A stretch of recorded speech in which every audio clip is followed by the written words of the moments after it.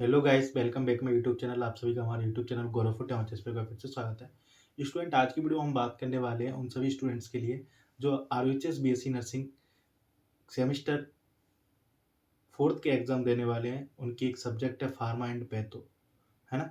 ये ऐसी सब्जेक्ट है, इसको लेके हर स्टूडेंट्स को एक डर रहता है कि क्या मैं फार्मा एंड पैथो में पास हो पाऊंगा या फिर मेरी बैक आ जाएगी। तो आप किसी भी यूनिवर्सिटी से हैं, जरूरी नहीं है कि आप Rajasthan university of health science हो। अगर आप बीएससी नर्सिंग कर रहे हैं और आईएनसी का सिलेबस आपकी यूनिवर्सिटी में मान्य होता है, तो आपके लिए आज मैं कुछ ऐसे इंपॉर्टेंट क्वेश्चंस और एग्जाम पेपर के बारे में डिस्कस करने वाला हूं, जिससे आपके एग्जाम जो मेन यूनिवर्सिटी एग्जाम है जिनको लेके आपका डर है वो खत्म होगा। साथ ही उसमें आपको ये इंपॉर्टेंट क्वेश्चन आपको देखने को मिलेंगे। अगर आप ये क्वेश्चन कर लेते हैं तो एटलीस्ट आप पास हो जाओगे और एक अच्छे नंबर्स के साथ आप अपनी परसेंटेज को एक अच्छा इंप्रूव कर सकते हो। चलिए वीडियो शुरुआत करते हैं। अगर आप इस चैनल पर पहली बार हैं तो चैनल को जरूर सब्सक्राइब कर लीजिए। स्पेशल ये वीडियो आरयूएचएस यूनिवर्सिटी वाले स्टूडेंट्स के लिए होने वाली है, क्योंकि यहाँ से आपको मिलती है नर्सिंग से रिलेटेड सारी अपडेट एंड नर्सिंग से रिलेटेड जो भी आपके सेमेस्टर में जहाँ भी आपको दिक्कत आती है वो सारी इन्फॉर्मेशन आपको इस चैनल से मिलने वाली है। अगर आपने अभी तक चैनल को सब्सक्राइब नहीं किया तो चैनल को जरूर सब्सक्राइब कर लेना। वीडियो अपने सभी उन दोस्तों को शेयर करना है। अकेले अकेले पास नहीं होना, बाकियों को भी पास कराना है। स्टूडेंट, अगर आपने अभी तक वीडियो को लाइक नहीं किया है तो लाइक कर लीजिए और चैनल को जरूर सब्सक्राइब कर लेना। चलिए आ जाते हैं अपनी स्क्रीन पे।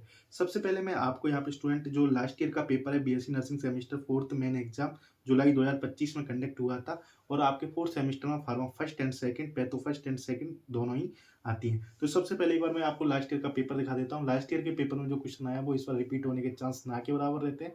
तो लास्ट ईयर के क्वेश्चन आप जरूर अपनी नॉलेज इंप्रूव करने के लिए देख सकते हैं, अदरवाइज इनसे क्वेश्चन आने की पॉसिबिलिटी कम रहेगी। तो स्टूडेंट, सबसे पहले हम बात करेंगे फार्मा की। तो फार्मा आपकी 38 नंबर की आती है और ईच सेक्शन में आपको 50% नंबर लाने रहते हैं पास करने के लिए। 38 के 50% नंबर फार्मा में और 37 के 50% नंबर आपको पैथो में पास होने के लिए लाने पड़ेंगे। तो ये क्वेश्चन आपको सिर्फ ये दिखाने के कि किस तरह का पेपर आता है। आपके लॉन्ग क्वेश्चन टाइप आते हैं जिसमें से आपको एक करना होता है।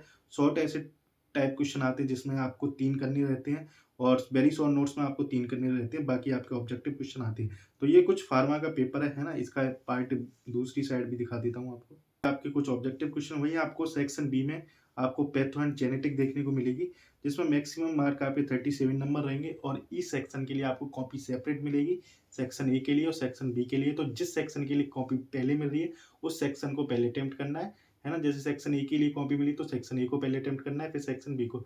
टाइम का विशेष कर ध्यान रखना है, क्योंकि जब 2 सेक्शन की कॉपियाँ होती हैं तो उसमें टाइम मैनेज करना बहुत ज़्यादा ज़रूरी हो जाता है। ऐसा नहीं है कि आपको एक क्वेश्चन अच्छे से आ रहा है तो आप पूरा सारा टाइम उसी में लगा दो, बिल्कुल भी नहीं।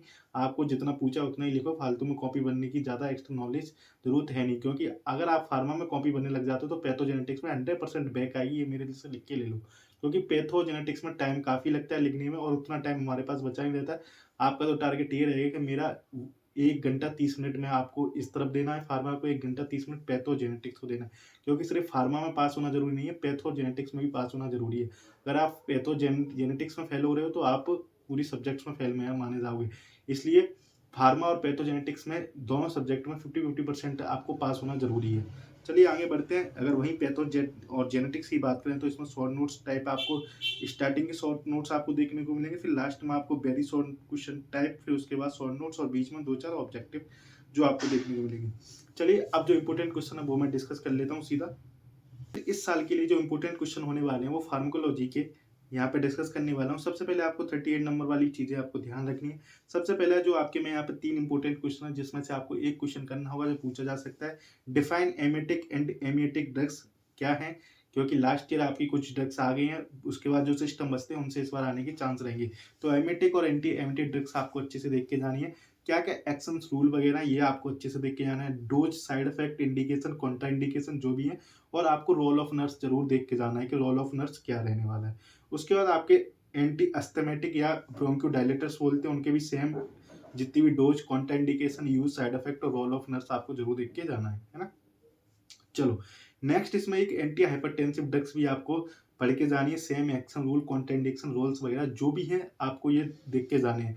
आपको 3 सिस्टम की ड्रग्स आपको पूरी तरह से आनी चाहिए। एंटी एस्थमेटिक या ब्रोंकोडायलेटर, एंटी हाइपरटेंसिव ड्रग और आपकी डिफाइन एमेटिक और एंटी एमेटिक ड्रग्स।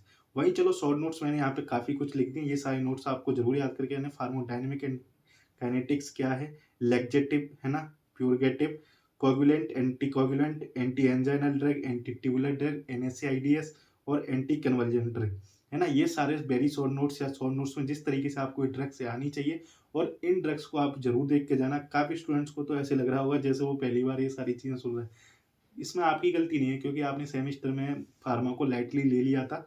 तो वो गलती अब मत करना क्योंकि 4th सेमेस्टर में तो एग्ज़ाम देना था, 3rd सेमेस्टर में आपने बिल्कुल लाइटली ले लिया था और ये जो पेपर है वो 3rd एंड 4th सेमेस्टर की दोनों फार्मा का इंक्लूड पेपर आएगा।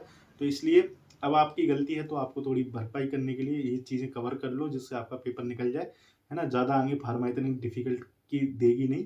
नॉर्थ साइड में भी सिर्फ़ आपको जितना आज याद कर लोगे उतना उतने से काम चल जाएगा, डेफ़िनिटली काम चल जाएगा, 2-4 ड्रग और एक्स्ट्रा याद करनी पड़ती है।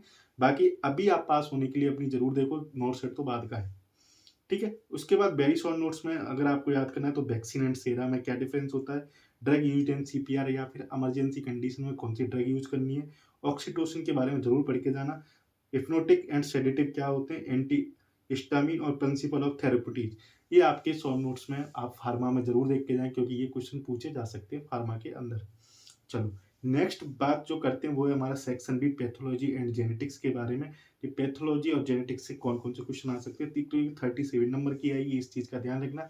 सेक्शन बी के नाम से आता है तो कॉपी अलग से मिलेगी, टाइम मैनेज करके ज़रूर चलना।